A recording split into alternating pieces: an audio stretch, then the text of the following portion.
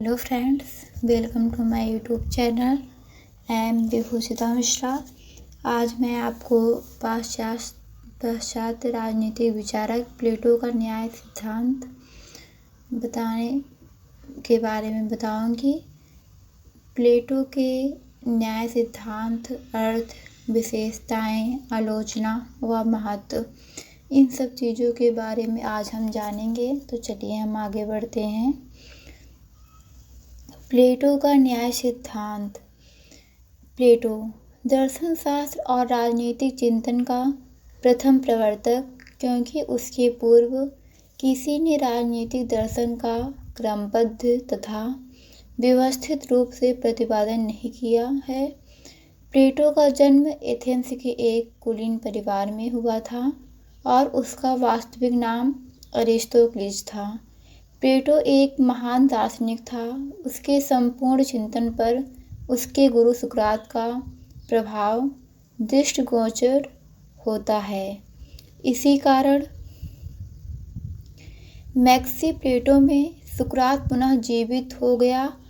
प्लेटो को पाश्चात्य जगत का महान समन्वयकर्ता माना जाता है, क्योंकि उसने दो परस्पर विरोधी धाराओं को समन्वित करने का प्रयास किया है। तो हम देखेंगे प्लेटो के अनुसार वास्तविक विखंडित है, वास्तविकता जो है वो विखंडित है। प्लेटो ने अपने प्रसिद्ध ग्रंथ रिपब्लिक में अपना न्याय सिद्धांत दिया है।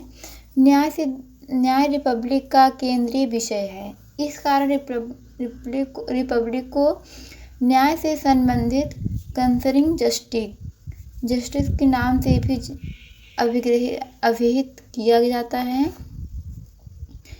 प्लेटो एक आदर्शवादी विचारक है और अपने आदर्श राज्य की स्थापना में न्याय को सर्वाधिक महत्वपूर्ण तत्व मानता है।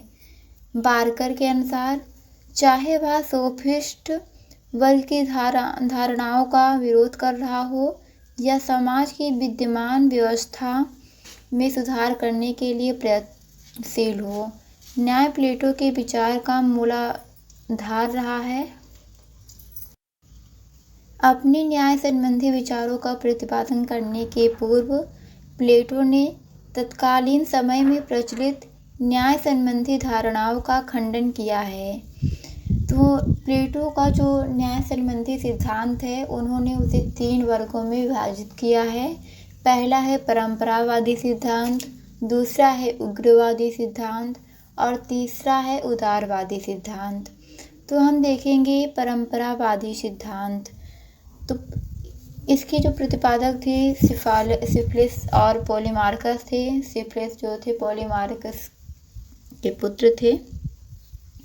सिफिलिस के अनुसार सत्य बोलना और दूसरे के ऋण को चुका देना ही न्याय है।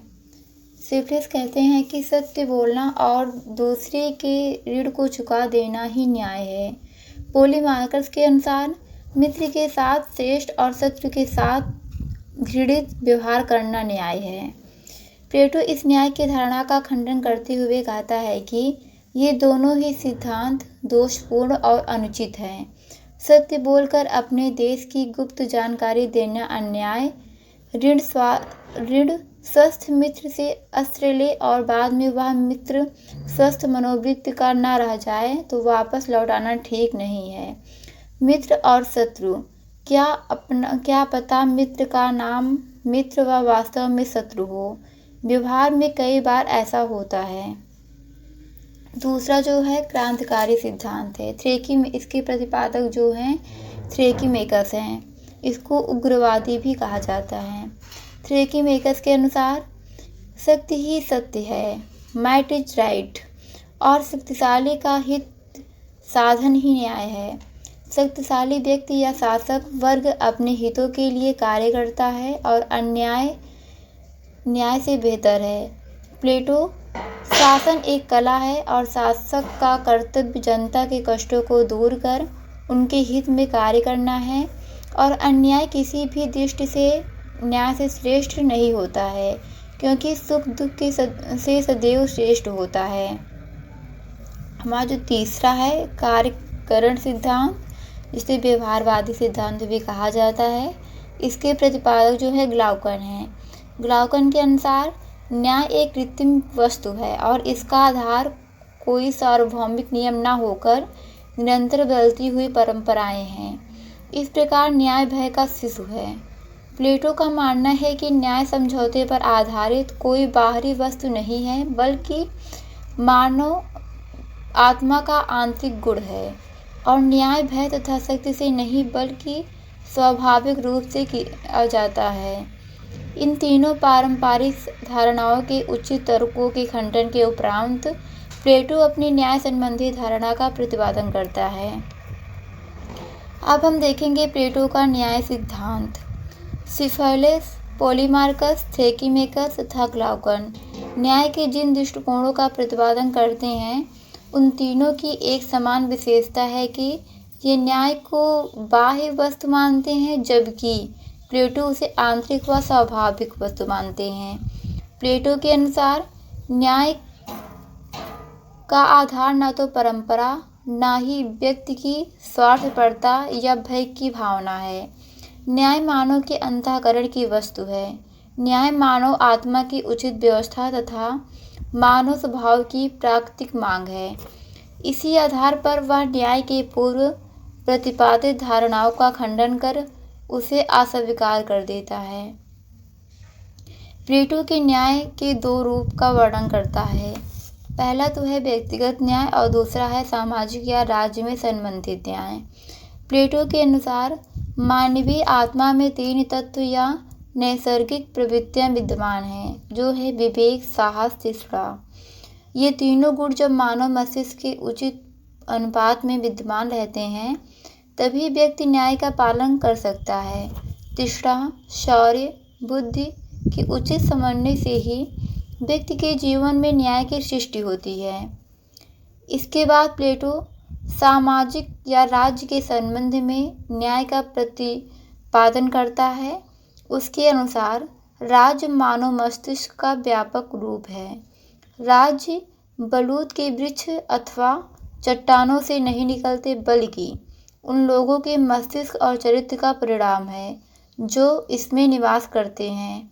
जिस प्रकार व्यक्ति के अंदर तीन तत्व गुण विद्यमान हैं, उसी प्रकार इन तीनों गुणों के प्रतिनिधि के आधार पर राज्य के तीन वर्ग होते हैं: शासक, सैनिक और उत्पादक वर्ग। शासक वर्ग विवेक की प्रधानता, शासन संचालन। सैनिक वर्ग साहस, शौर्य की प्रधानता, रक्षा दायित्व। उत्पादक वर्ग तृष्णा, वासना प्रधान, आर्थिक व भौतिक आवश्यकता पूर्ति। व्यक्ति के वर्ग का निर्धारण उसमें उस तत्व की प्रधानता के आधार पर होता है। प्लेटो के अनुसार राज्य में न्याय की उपलब्धि तभी हो सकती है जबकि उसका प्रत्येक तत्व अपने स्वाभाविक गुणों के अनुसार आचरण करे और अपने धर्म का पालन करे। अर्थात जब शासक निस्वार्थ भाव से जनता के हितों की रक्षा करते हुए शासन करे, सैनिक वर्ग देश की सीमाओं की रक्षा करे तथा उत्पादक वर्ग संभोग की पर्याप्त सामग्री पैदा करे, तभी राज्य में न्याय स्थिर रह सकता है। यह कर्तव्य पालन है। न्याय क्या है और उसका अधिवास कहाँ है? इसका उत्तर देते हुए प्लेटो कहता है कि अपने निश्चित स्थान में अपने कर्तव्यों का पालन करना तथा दूसरों के कर्तव्यों में हस्तक्षेप न करना ही न्याय है, और न्याय का निवास अपना निश्चित कर्तव्य पूरा करने वाले प्रत्येक नागरिक के मन में है।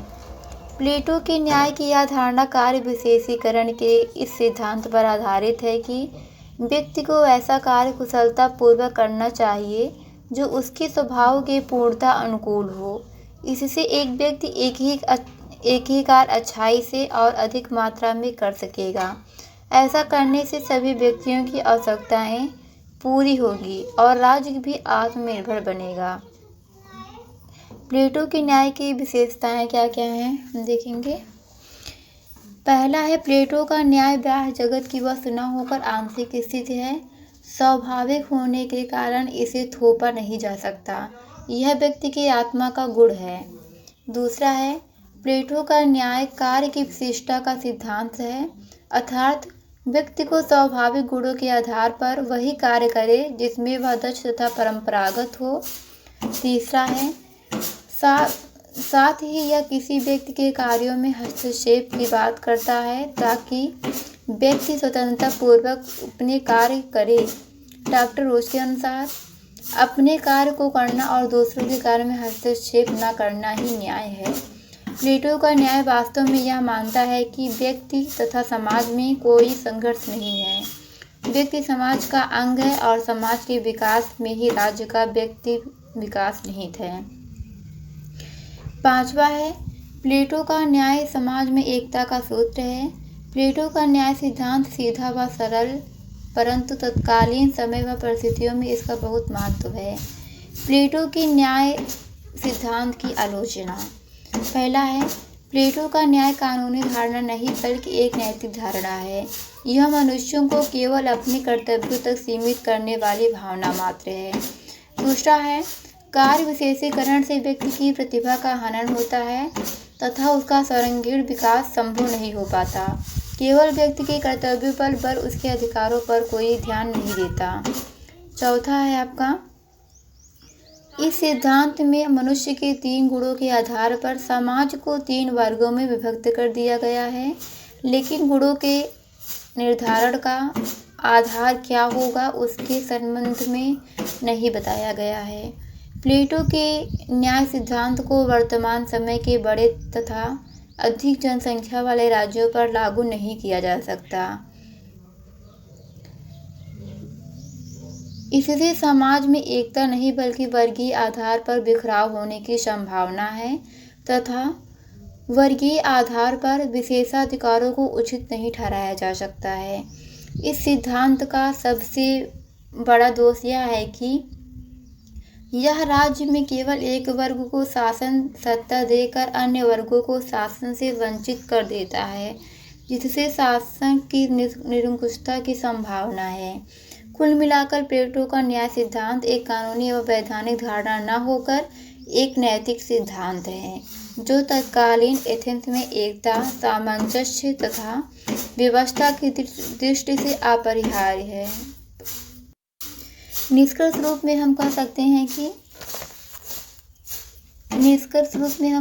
हैं कि अपनी कई कमजोरियों के होते हुए भी प्लेटो का न्याय सिद्धांत कई विलक्षणताओं, समाज की सुदृढ़ व्यवस्थाओं और समाज के हित के विचार को लिए हुए है। प्लेटो ने इस बात पर जोर दिया है कि व्यक्ति स्वयं के लिए ही नहीं अपितु उसका सामाजिक नैतिकता के प्रति भी दायित्व है।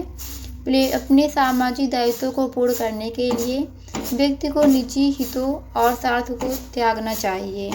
प्लेटो के सिद्धांत को नैतिक सामयिक का सिद्धांत कह सकते हैं। Thanks to all of you. अगर आपको मेरी वीडियो अच्छी लगी हो तो इसको लाइक, सब्सक्राइब और शेयर कीजिए।